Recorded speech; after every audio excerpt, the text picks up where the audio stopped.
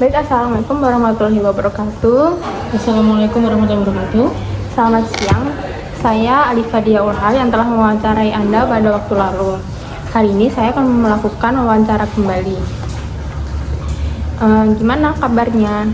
Alhamdulillah baik sih Mbak. Hari ini kesibukannya apa? Kalau untuk hari ini kesibukannya tadi pagi tuh kuliah. Terus udah baru kuliah aja. Belum ada yang lainnya. Apakah Anda siap untuk diwawancarai kembali?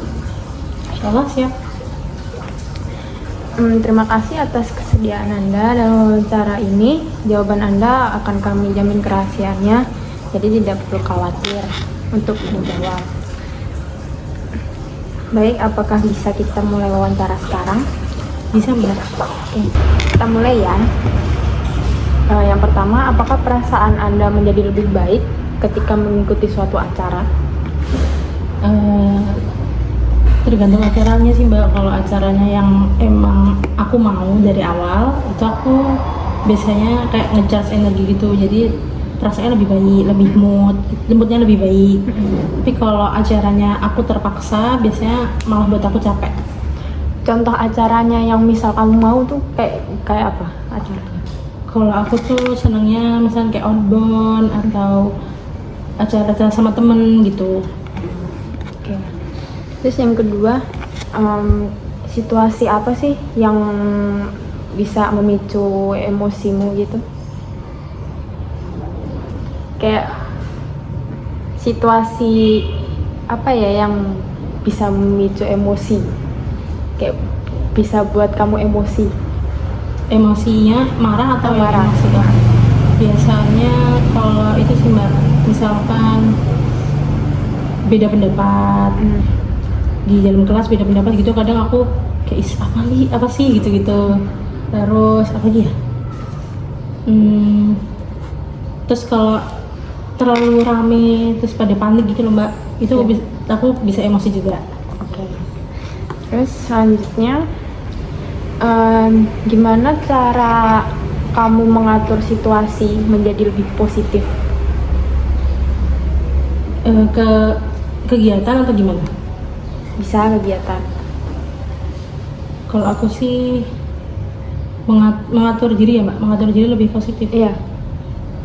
Kalau aku biasanya tuh kalau lebih ke jalan-jalan sih Mbak, jadi biar membuang energi negatifnya.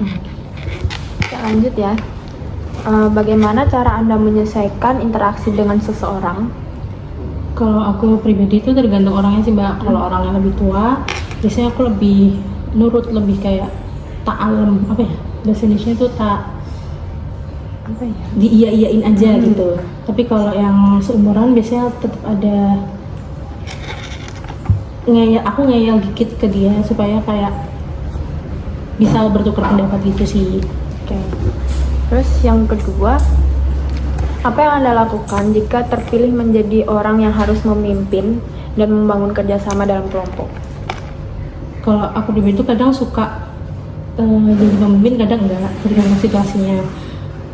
Terus kalau aku terpilih jadi pemimpin itu aku ngelihat dulu orang-orang itu gimana cara kita bondingnya. Terus habis itu baru kita bareng-bareng ngelaksanain sesuatunya sampai ke tujuannya. Oke. Terus yang ketiga nih, apa yang Anda lakukan untuk bisa mencapai harapan dan tujuan yang Anda inginkan? Kalau misalkan harapan yang gampang gitu ya Mbak, atau yang dekat, misalkan tujuan pengen beli ini atau itu, biasanya aku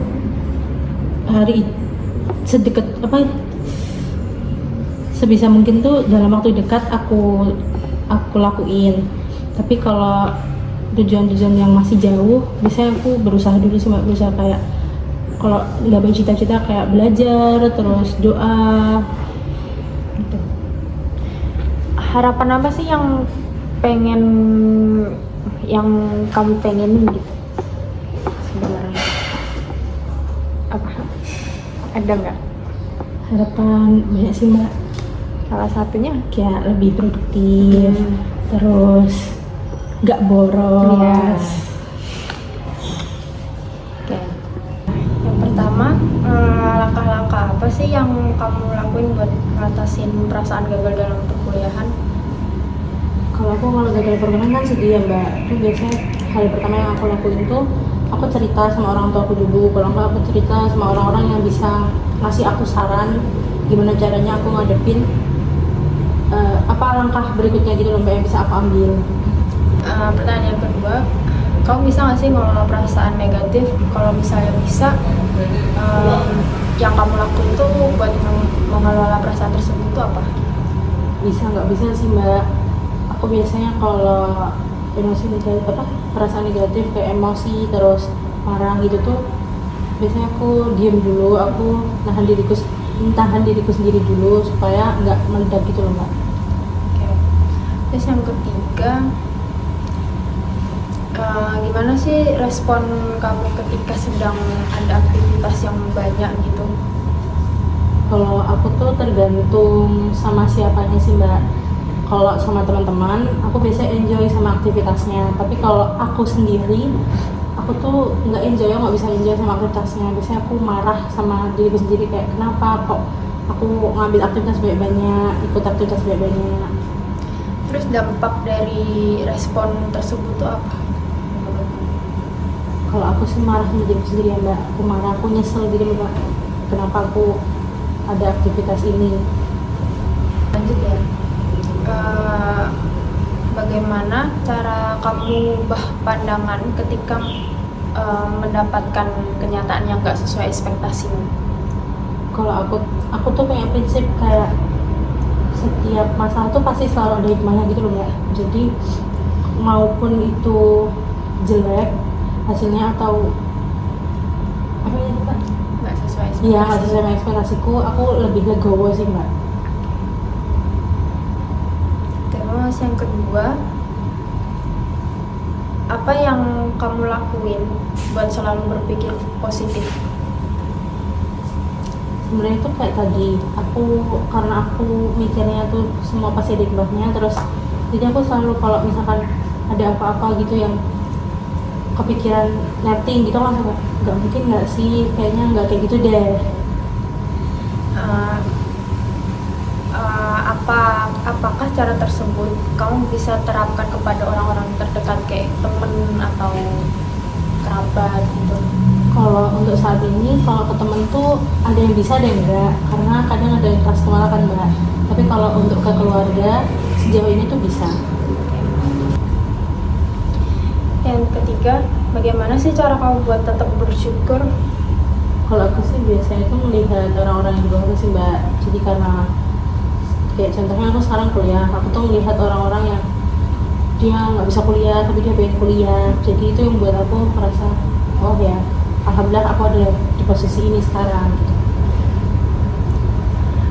Terus apa hal yang membuat kamu tuh dapat memastikan bahwa kamu itu tetap bersyukur setiap harinya?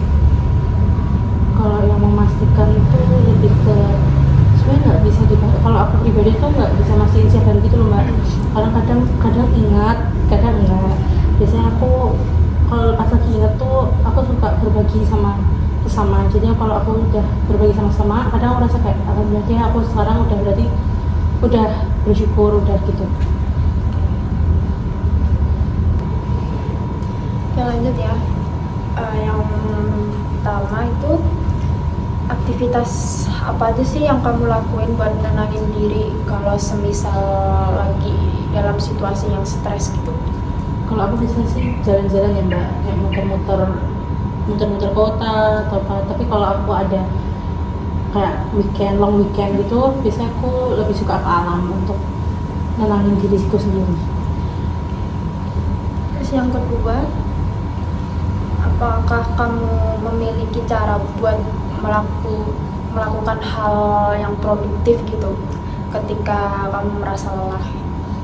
Kalau aku tuh biasanya tuh buat jadwal sih mbak, supaya kayak ada rasa oh aku tuh harusnya nyentang jadwal ini karena harusnya aku ngelakuin jadwal ini. Jadi kayak ngedorong diriku sendiri gitu mbak, supaya aku ngelakuin hal itu. Contoh jadwal yang kamu buat tuh biasanya kayak gimana? Biasanya kayak tulisan kayak misalkan hari ini ngerjain ini, terus habis ini ngerjain ini. Ya, terus yang ketiga, apakah kamu bisa mengatur emosi kalau misal kamu lagi sama teman kamu gitu? Kalau aku pribadi sih bisa ya Mbak, lebih ke maklumin dia gitu loh Mbak. Makluminnya seperti apa ya? Kayak misalkan dia marah gara-gara gitu, kadang kayak udah sih orangnya emang kayak gitu. Oke, baik. Saya rasa wawancara kali ini cukup. Apakah dari jawaban yang Anda sampaikan Anda merasa benar? Sepertinya tidak ada sih Mbak. Apakah Anda bersedia untuk dihubungi kembali ketika data yang saya miliki itu kurang? Siap Mbak. Oke, baik. Sekian untuk wawancara hari ini. Terima kasih atas kesetiaan Anda. Terima kasih waktunya. Wassalamualaikum warahmatullahi wabarakatuh. Waalaikumsalam warahmatullahi wabarakatuh Mbak.